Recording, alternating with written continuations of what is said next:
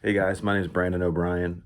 As far as discussion number one for this week, which model of addiction do I think presents the best explanation for why and how people become addicted?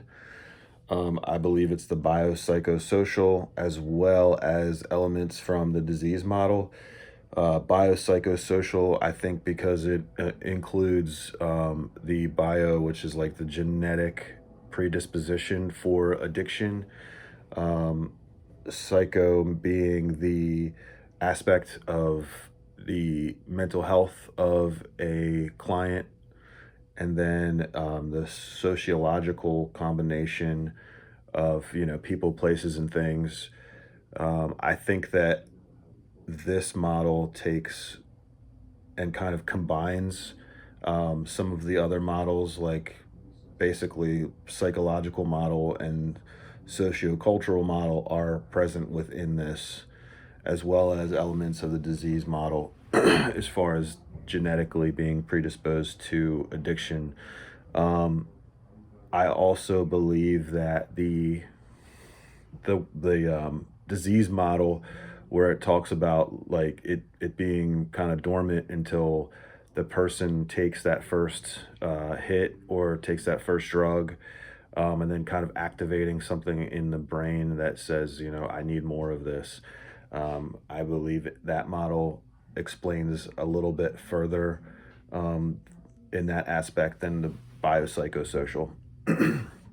As far as which model of addiction do I think presents the worst explanation, I don't necessarily think that one presents a bad explanation. I think that the moral model, as far as the stigma that's attached to that, is probably the thing that I have the biggest issue with, because I do think that, as far as the aspect in the moral model that I kind of can agree with sometimes, is that sometimes people get in the throes of active addiction, and sometimes the only way out is rock bottom, which is in a lot of cases is jails and institutions.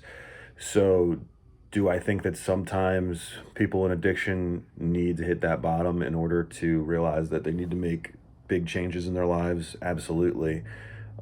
So I don't think there's one in particular that is a bad model, just maybe that um, the fact that it's not a moral issue, although the process of active addiction can lead people into, like I said, jails and institutions, and have to reassess their lives and life decisions.